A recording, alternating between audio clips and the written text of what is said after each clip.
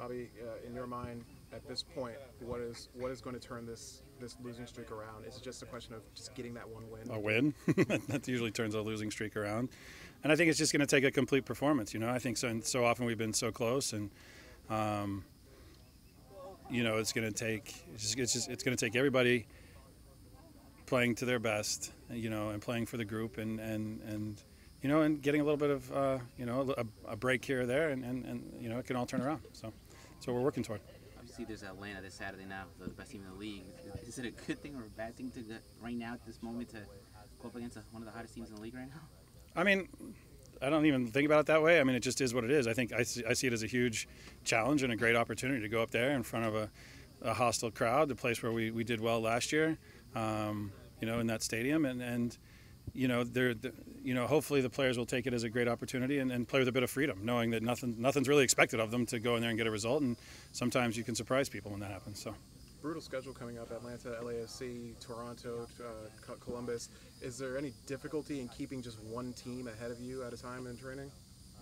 No, because all you can do is just meet the challenge that's presented to you day by day, and it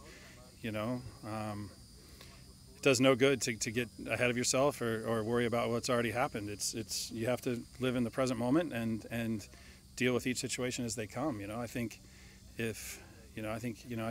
even in your daily life, if you're worried about what's going to happen tomorrow, you have no control over tomorrow. You only have control over what you can do today, and that's what we're trying to get onto them. Make the most of each moment that you're out here. It looked like just kind of in training you were focusing on finishing with a certain level of perfection and energy. Does that come after watching the last game and the team's lack of energy? I just think when the goals dry up, it exposes so many other issues, and I think we've had. With the exception of Saturday, where we didn't really create very much, in every game that during this stretch, we've created chances. We just haven't been sharp in front of goal for whatever reason, and it's just trying to keep a positive sort of mindset toward finishing and doing things the right way. And so that's at full speed, and that's doing it right and not pretending. So that's what we're trying to create. I mean, I know obviously this hasn't been a great season for the team overall, but in terms of one player as well as Justin Meram, have you spoken to him in general in terms of how he can kind of turn that season around, in terms of obviously a lot is spent in him to get him here and to kind of start performing at a certain level you guys want him to?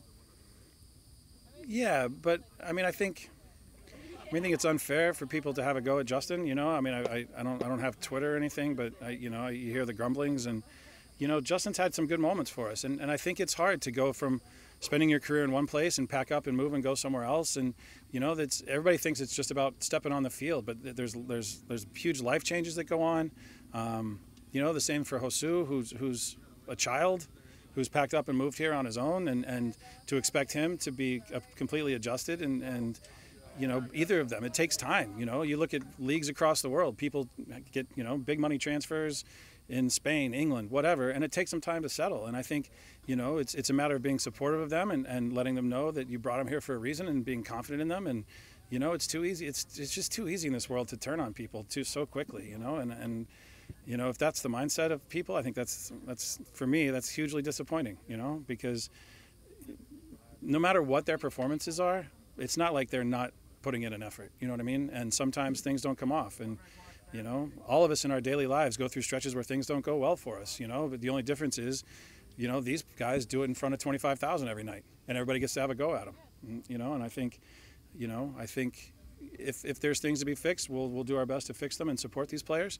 but also everybody needs to take a step back and take a deep breath and look at the whole thing. So, has that become the culture though in sports now with social media? Just people are very quick to just get on Twitter, type.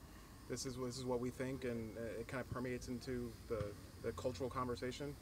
I don't know. I'm not a sociologist, or I know I don't have Twitter because I don't think anything I have to say is that important that I need to share with the rest of the world. That's why I don't have Twitter. Coach, Donnie got, I believe, his second appearance this season. Why was now the right time for him to see the field again? It was a matchup thing that we thought they'd play Edwards on the out wide because he played well against us last time, and Donnie's athleticism would give us a matchup out there, and Donnie's been training well, and so he deserved a shot. So, that was my choice. Obviously, we also saw Scott Sutter as well come back from a long injury there. I mean, how has he kind of responded after a few days of training after playing? He's done well. He's responded well. And the hard part for Scott is, he's fit and healthy and ready to go, right? But training isn't the same as games, right? So people want Scott in the game, but you don't know how long he can go because he hasn't played any games. And so it's one of those catch-22s. At some point, you just got to roll the dice with it. And he got through the 30 minutes, and he came out, and he's like, "Whew, that wasn't like practice." He was shattered a little bit, but he's building that, and he'll be back pretty soon, full speed. Oh, sorry. That's right. For Donnie, what are kind of his expectations? What are kind of your expectations for him moving forward, especially at this kind of part of the season right now? Train hard and be ready when your chance comes.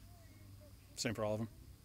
Coach, this is a little bit off topic, but what was kind of the gamut of emotions when you heard about Mason's announcement last fall, and then to see him ring the bell, if you saw him ring the bell for his last cancer treatment last week, just how inspirational is that? How uplifting is that for you guys who know him so well? Yeah, I mean, I think, the first thing is fear, and when you hear the diagnosis, and concern for him and his family, and